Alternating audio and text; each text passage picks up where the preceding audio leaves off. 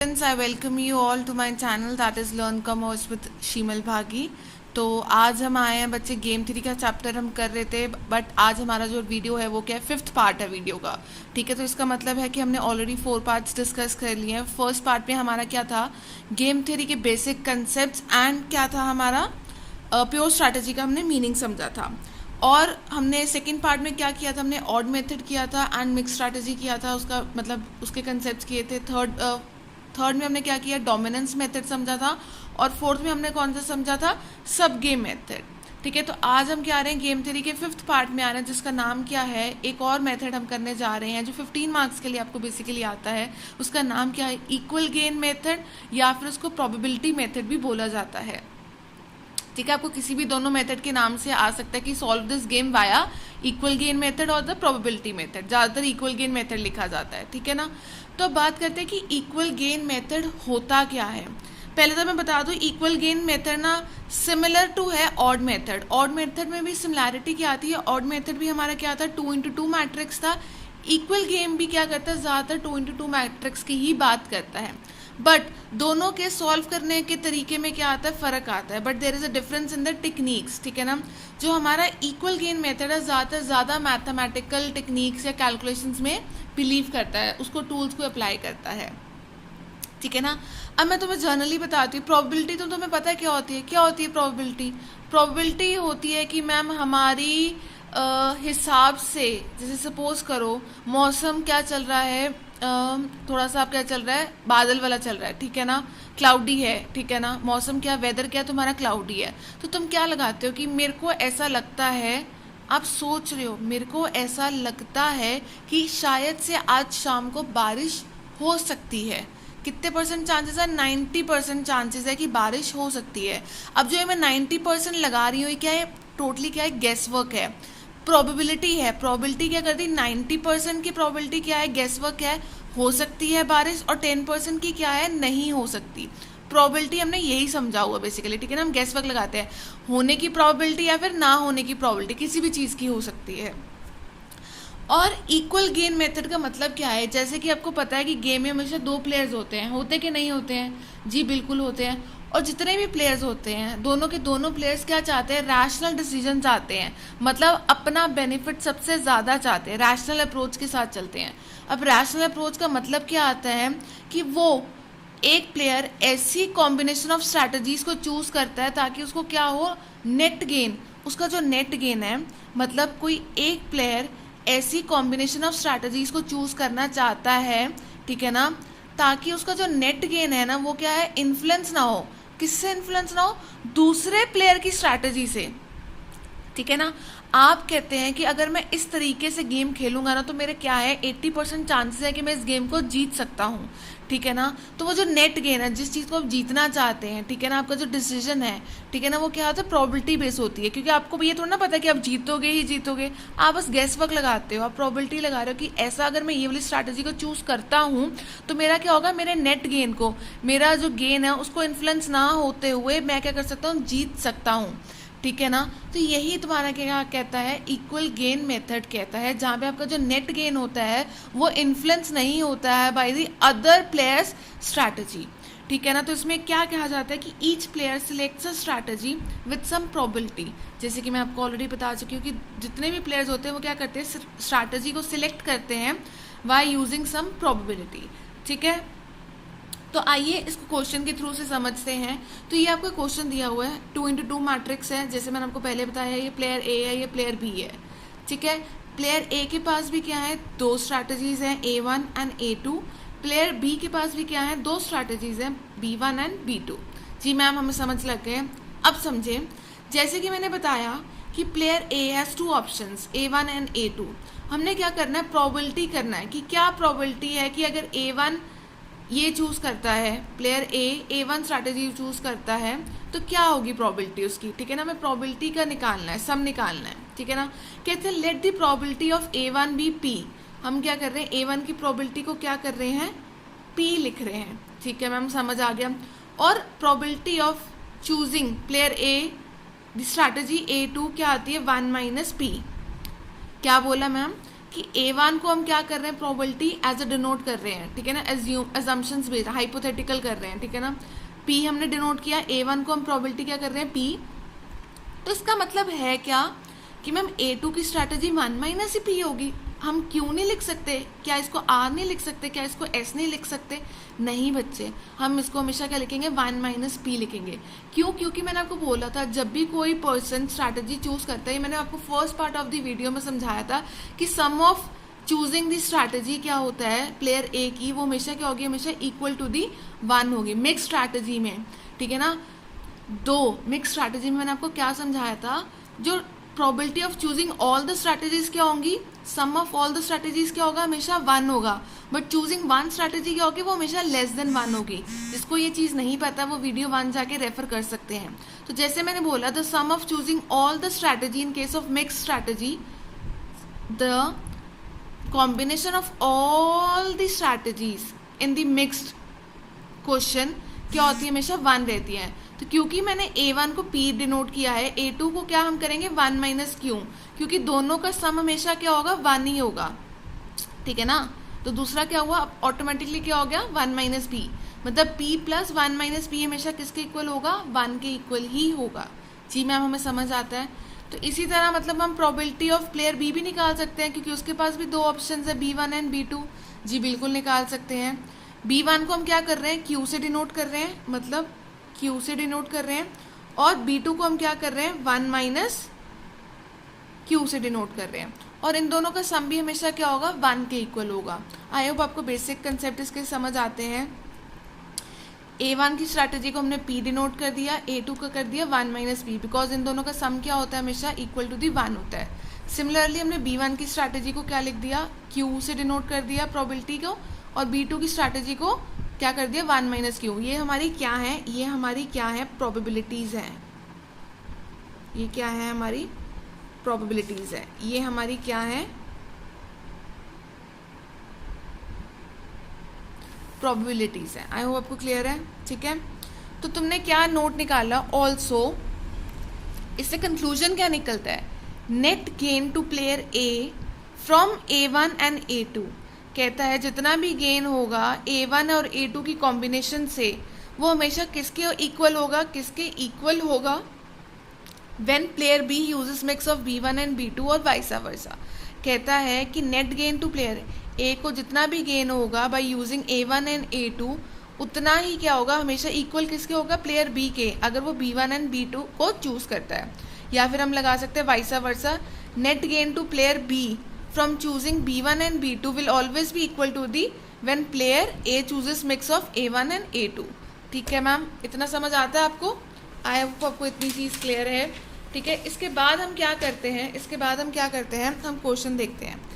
अब क्वेश्चन के थ्रू हम समझेंगे अपना प्रॉपर प्लेयर। ये हमारा दिया हुआ प्लेयर X, प्लेयर Y, ये हमारी क्या आती है, पे ऑफ मैट्रिक्स आता है, ठीक है। उन्होंने क्या बोल दिया, solve this question y equal gain method. Question में लिखा आएगा, जब भी एग्जाम में आएगा तो मैं लिखा आएगा कि तुमने कौन से। अगर तो नहीं लिखा हुआ, भाई हम इक्वल मेथड क्यों लगाएंगे, हम ऑड मेथड नहीं लगाएंगे जो 2 मिनटों में सॉल्व हो जाएगा। तो अगर तो कुछ नहीं लिखा फिर हम ऑड मेथड ही लगा देंगे, बट अगर स्पेसिफिकली लिखा गया है कि इक्वल गेन मेथड लगाएं तो आपको फिर यही मेथड लगाना पड़ेगा। और क्वेश्चन स्टार्ट होते ही सबसे पहले आपको मैंने बोला था क्या निकालना होता है, सैडल पॉइंट निकालना होता है। तो इस केस में मैंने ऑलरेडी निकाल रखा है, रो मिनिमम 1 2, कॉलम मैक्सिमम 4 एंड 3। इसमें कोई भी हमारा क्या है, रो मैक्स मिनी और मिनी मैक्स क्या है, इक्वल नहीं आते हैं। इसका मतलब क्या है, हमारा कोई भी सैडल पॉइंट नहीं है। अगर कोई भी सैडल पॉइंट नहीं है तो इसका मतलब क्या है, we will choose the mix strategy. और मिक्स स्ट्रैटेजी में हम कौन सा मेथड करेंगे, इक्वल गेन मेथड करेंगे। आई होप आपको ये चीज़ क्लियर है। अब करते हैं मेन, अपने क्वेश्चन पे स्टार्ट करते हैं। ये है हमारा क्वेश्चन है बच्चे, ठीक है। अब क्वेश्चन को स्टार्ट कर रहे हैं, ठीक है। ये मैंने आपको बताया था, हमने प्रोबेबिलिटीज़ को लिख लेना है, P 1 - P, Q 1 - Q। Question जब आप स्टार्ट करते हैं तो हमेशा आंसर भी तुमने क्या लिखना है, ऐसे ही लिखना है। Let P1 be the probability of mister X, P1 be the probability of mister X selecting the strategy 1। देख रहे हो, P1 किसकी स्ट्रैटेजी है, प्लेयर X की है, क्योंकि वो स्ट्रैटेजी 1 को चूज कर रहा है। और सिमिलरली 1 - P किसकी प्रोबेबिलिटी है, ऑफ मिस्टर X, अगर वो चूज क्या कर रहा है, स्ट्रैटेजी 2 को चूज कर रहा है। क्लियर आता है। और Q हमारी प्रोबेबिलिटी किसकी है, प्लेयर वाई की प्रोबेबिलिटी है अगर वो चूज़ क्या कर रहा है, स्ट्रैटेजी 1 को चूज़ कर रहा है, और 1 माइनस क्यू हमारी किसकी प्रोबेबिलिटी है, अगेन मिस्टर वाई की प्रोबेबिलिटी है अगर वो स्ट्रैटेजी 2 को चूज़ कर रहा है। ये आपको पेपर में लिख कर आना है, ठीक है, वरना मार्क्स आपके कट जाएंगे कि आपने पूरा क्वेश्चन नहीं किया, हवाई में सिर्फ आंसर लिख दिया है। तो हवाई जहाज नहीं बनाना है, उनको दिखा कर आना है कि तुमने हवाई जहाज बनाया कैसे है, ठीक है। तो वो क्या कहता है, इतना समझ आ गया, ये तो आपको बेसिक में समझा चुकी हूँ। अब वो कहता है if player Y selects strategy 1, if player Y selects the strategy 1, मतलब ये वाली 4 and 2, if player Y selects the strategy 1, the pay off matrix of mister X will be, the pay off matrix of mister X will be. अगर player Y ये वाली strategy को choose करता है 4 and 2 को, तो प्लेयर एक्स की पे ऑफ मैट्रिक्स क्या होगी, तो उसको क्या खोना पड़ेगा। तो ये देखें 4 into p, ठीक है, आपने क्या लिखना है, इसका क्या होगा 4p, ठीक है, या इसको 1 से भी डिनोट कर सकते हैं, q1 and 1 minus q1, 4p1, ठीक है, plus 2, 4p1 plus 2 into 1 minus p1, ठीक है, 4p1 plus 2 into 1 minus p1, ठीक है, और ठीक है ना, और if player y selects strategy 2, पे ऑफ मैट्रिक्स ऑफ x क्या आएगा। अगर वो कहता है प्लेयर y अगेन किसकी क्या चूज़ करता है, प्लेयर y क्या चूज़ करता है, स्ट्रैटेजी 2 को चूज़ करता है, तो x का क्या होगा, तो x का क्या पे ऑफ मैट्रिक्स होगा।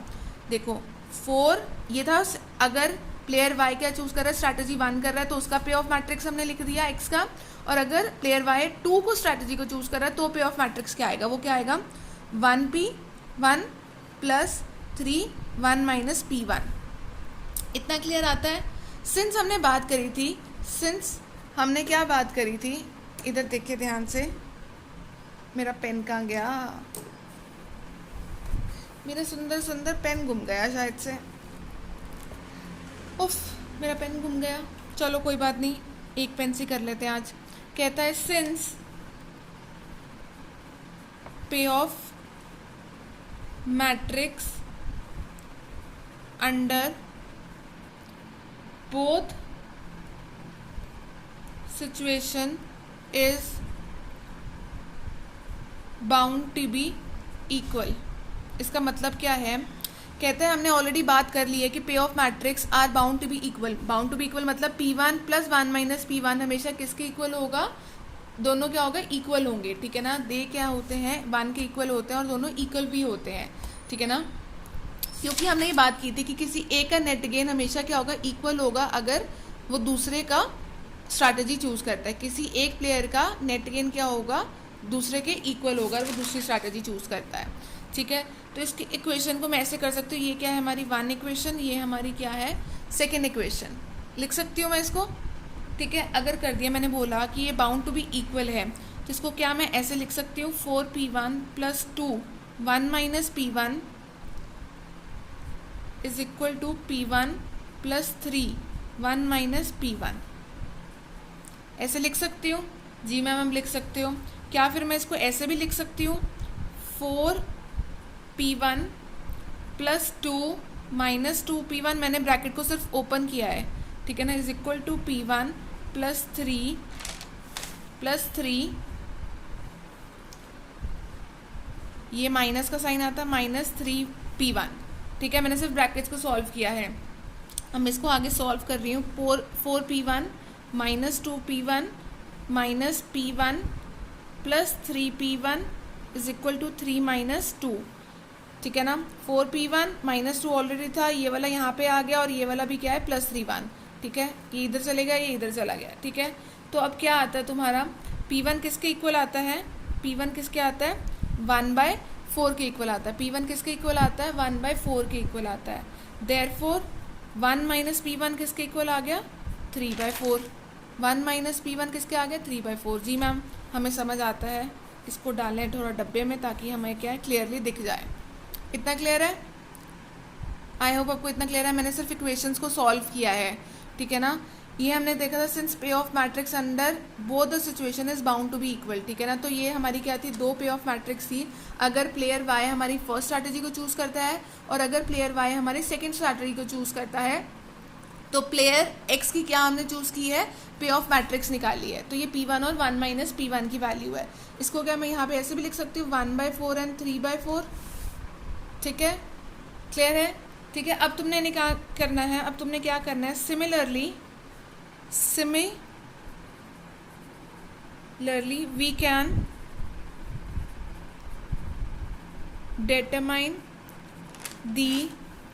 can determine the एक minute, we can determine the payoff matrix to Mr. Y. We can choose the payoff matrix to Mr. Y, ठीक है। वो कैसे होगा, सिमिलरली अगर तो क्या है, प्लेयर एक्स 1 स्ट्रैटेजी को चूज करता है और प्लेयर 2 क्या है, प्लेयर एक्स क्या सेकेंड स्ट्रैटेजी को चूज करता है, मतलब 4 Q प्लस 1 1 माइनस Q1, ठीक है ना। Similarly 2 Q and plus 3 1 minus Q, ठीक है। इसको हम क्या ऐसे लिख सकते हैं, क्या इसको हम ऐसे लिख सकते हैं, देखना ध्यान से, इसको मैं लिख रही हूँ, ध्यान से देखें। 4 Q1 plus 1 minus Q1 is equal to 2 Q1 plus 1 minus Q1। ये देख रहे हैं, क्योंकि हमारी पे ऑफ मैट्रिक्स क्या थी, हमारी पे ऑफ मैट्रिक्स क्या थी, मैं आपको साइड पे लिख देती हूँ, 4 1 एंड 2 3, 4 1 एंड 2 3 हमारी क्या थी, 4 1 2 एंड 3,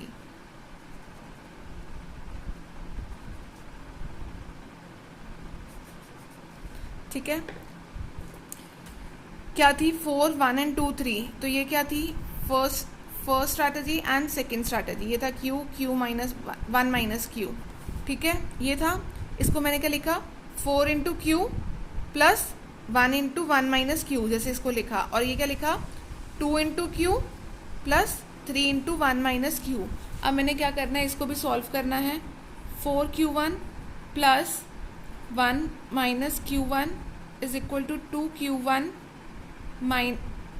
प्लस 3 माइनस 3 Q1, ठीक है। तो इसको क्या कर सकते हैं, 4 Q1 plus 3 Q1 minus Q1 minus 2 Q1 is equal to 3 minus 1, ठीक है। ये कैसे आ जाएगा, Q कितना आ गया, 1/2, ठीक है। देयरफॉर 1 माइनस Q1 कितना आ गया, 1/2, ठीक है। 1 माइनस 2 तुम्हारा क्या आ गया, ये, ठीक है ना। ये आ गया पे ऑफ मैट्रिक्स ऑफ वाई, ऊपर तुम्हारा आ गया है पे off matrix of mister x, ठीक है ना। तो अब जब तुम्हारी ये चीज़ आ गया, मैं इसको दोबारा लिख रही हूँ, इसको मैं क्या लिख रही हूँ, दोबारा लिख रही हूँ, 4 1 2 3, ये वाई का था, ये क्या है तुम्हारा एक्स का था, ऐसे ही था क्वेश्चन। तो हमने क्या निकाला था, 1 2 1 एंड 2, ठीक है। ये हमारा क्या था, P1 1 माइनस P1, और ये क्या था, Q1 माइनस Q1, ठीक है। तो P1 की वैल्यू हमारी कितनी आई थी, 1/4, और ये क्या आई थी, 3/4, ठीक है। और Q1 की क्या आई है, 1/2 एंड 1/2, ठीक है। अगर आपकी इतनी आ रही है कि नहीं आ रही, अब इसको तुमने क्या करना है, अब तुमने इसको क्या करना है, सिंपल सॉल्व कर दो। किससे सॉल्व करोगे, वैल्यू ऑफ गेम मेथड से सॉल्व कर सकते हो कि नहीं कर सकते हो, जी मैम बिल्कुल कर सकते हैं, ठीक है। तो 1/2, अगर इसको आपको सॉल्व करना ना, तो सबसे बेस्ट तरीका क्या है, इसको हमेशा क्या कर दो, आप पॉइंट्स में कर दो। किस में कर दो, पॉइंट्स में कर दो। किस में करना आपने बच्चे, पॉइंट्स में करना है, ठीक है ना। तो इसको मैं क्या लिख रही हूँ, 0.25 में लिख रही हूँ ब्रैकेट में, ठीक है। पॉइंट में करने का रीज़न क्या है, आपकी कैलकुलेशन क्या हो जाएगी, हमेशा ईजी हो जाएगी। क्या होगी, हमेशा ईजी हो जाएगी। तो आप भी अपने कैलकुलेटर निकाल सकते हैं और क्या कर सकते हैं,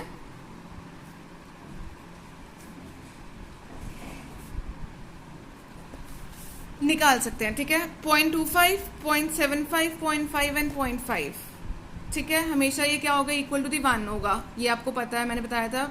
इसका सम क्या होगा, हमेशा ऑल द प्रॉपर्टीज 1 होगा। तो मैं सीधा क्या कर रही हूँ, वैल्यू ऑफ गेम निकाल रही हूँ, मेथड, ठीक है। वैल्यू ऑफ गेम निकाल 4 into 0.25 plus 2 into 0.75 plus 0.25 plus 0.75। देखेंगे कितना आता है, ठीक है, कितना आता है आप बताएं कैलकुलेट करके, कि ये भी मैं ही बताऊं, ठीक है। मैम आप ही बता दीजिए, हमसे तो ना होगा, ठीक है। हम अपने पास कैलकुलेटर नहीं लेकर बैठे, हम तो सिर्फ आपके क्वेश्चन को सुन रहे हैं, समझ रहे हैं कि ये करना कैसे है, ठीक है। ठीक है, मैं ही बता देती हूँ, तुम किसी काम के नहीं हो।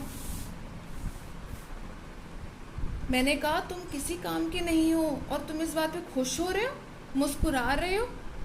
बड़े ही बदतमीज बच्चे हो, नालायक हो, नालायक, बदतमीज भी नहीं कहूँगी मैं, ठीक है।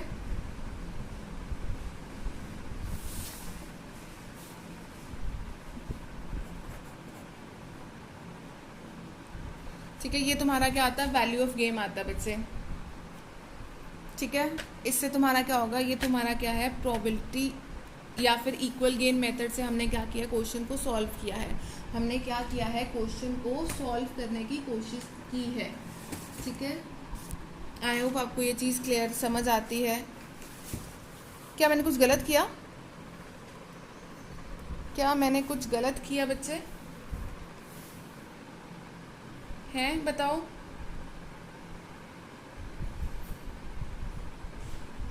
हाँ जी मैम, आपने गलत किया, आपने 4 ही लिख दिया, ठीक है ना। तो 1 + 1 क्या आता है, 2.5 आता है, सॉरी मेरा ध्यान कहीं और था, ठीक है, सॉरी सॉरी सॉरी, ठीक है। तो वैल्यू ऑफ गेम कितना आता है तुम्हारा, 2.5 आता है, ठीक है ना। 4 इंटू 4 ही कर दिया, ठीक है। 4 इंटू 2.25 है ये, ठीक है। 4 इंटू 0.25, 1 + 1.5 क्या आता है तुम्हारा, 2.5 आता है। इससे तुम्हारा क्या हो गया, वैल्यू ऑफ गेम निकल गया।